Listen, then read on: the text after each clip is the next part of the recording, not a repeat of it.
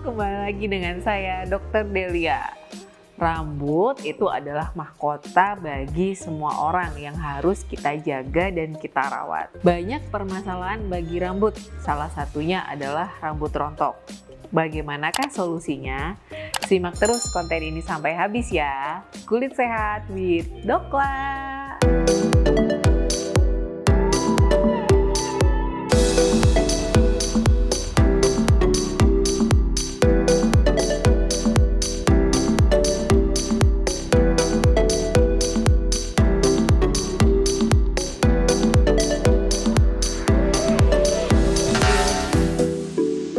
Banyak orang memiliki masalah rambut, salah satunya adalah kebotakan. Tapi mereka itu pasti datang dengan masalah, saya mengalami kebotakan dok, atau rambut saya rontok. Nah itu mereka anggap sama, padahal beda. Rambut rontok merupakan ketidakseimbangan dalam siklus pertumbuhan rambut. Sedangkan kebotakan adalah akibat dari ketidakseimbangan dari siklus rambut tersebut. Secara kedokteran, terminologi rambut rontok atau kebotakan adalah disebut alopecia. Sekarang kita ngomong anatomi rambut atau bagian-bagian dari rambut. Rambut dibagi menjadi dua struktur utama, yaitu folikel yang ada di dalam dan batang rambut yang ada di luar kulit kepala. Batang rambut dari luar ke dalam terdiri dari kutikel, korteks, dan medula. Korteks adalah bagian yang sangat penting untuk menentukan bentuk fisik dan mekanik rambut. Kutikel melindungi rambut dari akar sampai ujung rambut. Folikel rambut berfungsi untuk menjaga keseimbangan pertumbuhan rambut.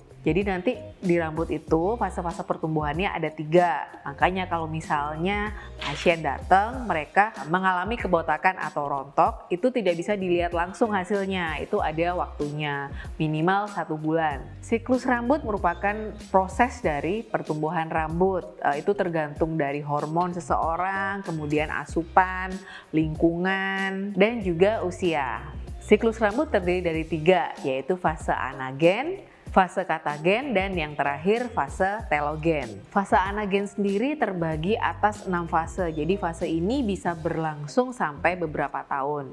Mulai terbentuk folikel rambut dan batang rambut sampai terbentuknya warna pada rambut. Fase katagen atau fase regresi, ukuran rambut menurun sampai 1/6 kali diameter normal. Fase telogen adalah fase istirahat. Fase istirahat ini dapat berlangsung beberapa lama, minggu sampai 8 bulan.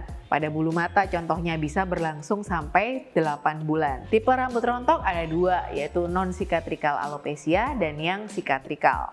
Contoh dari tipe non-sikatrikal yaitu telogen effluvium, alopecia areata, androgenik alopecia, dan traction alopecia. Yang pertama telogen effluvium. Telogen effluvium ini adalah paling umum pada kerontokan rambut. Keadaan ini seringkali didahului oleh faktor pencetus 3-6 bulan sebelumnya, seperti demam, kemudian kehamilan, dan proses persalinan. Biasanya kan kalau orang habis melahirkan ada rambutnya rontok, ini keluhannya, terus rambutnya tipis. Sebenarnya itu adalah salah satu dari gejala telogen effluvium.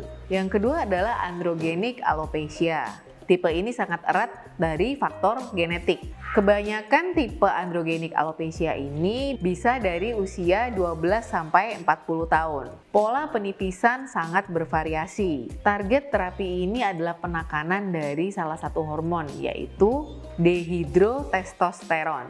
Contoh terapi dari penyakit ini yaitu adalah finasterid oral yang bisa menekan hormon dehidrotestosteron. Finasterid bisa digunakan pada laki-laki tapi tidak berpengaruh pada wanita. Pada wanita biasanya disarankan untuk menggunakan minoxidil topikal atau oles 2% sampai 5%. Sekarang kita bahas alopecia areata, yaitu kebotakan di beberapa tempat dan kerontokan rambut berulang pada lokasi yang sama. Terapi pada alopecia areata biasanya menggunakan suntikan intralesi, tapi jangan dilakukan sendiri ya, harus dengan dokter. Pada alopecia areata juga bisa digunakan minoxidil, itu juga dapat memicu pertumbuhan rambut. Yang keempat adalah traction alopecia, biasanya terjadi pada wanita nih, jadi kita kan sering ini ya, ngunci rambut, terus kita kan tarik ke belakang, itu kita nggak sengaja, seharian terus dikunci. Nah itu menyebabkan kerontokan rambut juga. Terapi untuk traction alopecia, yaitu mengurangi ya. Jadi kalau kita di rumah jangan terus diikat. Misalnya nih kita kerja harus ringkes ya kan, untuk supaya menambah konsentrasi, rambutnya nggak boleh diurai, itu nggak apa-apa. Tapi kalau di rumah sediakan waktu untuk rambut untuk istirahat. Jadi jangan dikuncir atau diikat terus-menerus karena itu menambah beban rambut. Sekarang kita bahas yang sikatrikal. Tipe sikatrikal bisa disebabkan oleh infeksi bakteri atau jamur. Jadi kita harus mencari penyebab awalnya. Tipe kebotakan ini tidak dapat kembali seperti semula karena disebabkan oleh kerusakan dari stem cell atau bakal rambut yang terletak pada tengah dari folikel rambut. Sekarang kita bahas kelainan pada batang rambut. Biasanya kalau kelainan batang rambut nih, rambut kita jadi bercabang, kemudian kalau ditarik sedikit gini akan patah. Nah, ini disebabkan oleh faktor lingkungan, yaitu kebanyakan misalnya warna rambut. Kalau rambut sudah diwarna, harus dijaga agar tidak terjadi kerusakan pada batang rambut.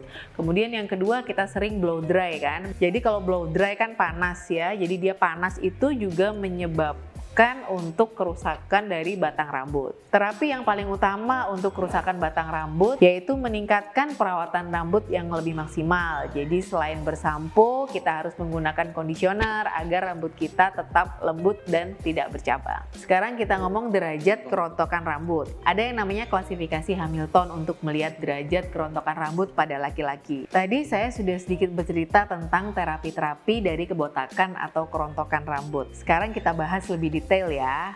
Yang pertama kita bicara minoxidil. Minoxidil dengan konsentrasi 2-5% biasanya digunakan pada terapi oles. Penggunaan minoxidil di awal, jadi biasanya 4-6 minggu pertama itu rontoknya akan lebih banyak.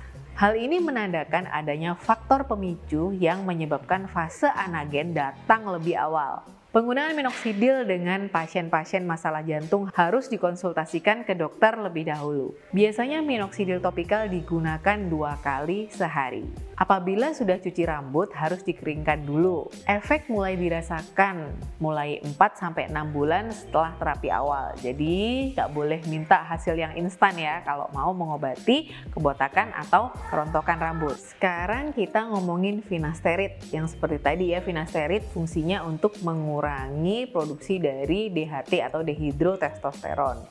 Jadi dengan mengkonsumsi finasterid 1 mg per hari, dia mengurangi konsentrasi DHT di kulit kepala sampai 64%. Untuk suplemen kita bisa pakai ferritin atau zat besi. Suplementasi zat besi atau ferritin bisa diberikan kalau pasien mengalami kekurangan dari zat besi.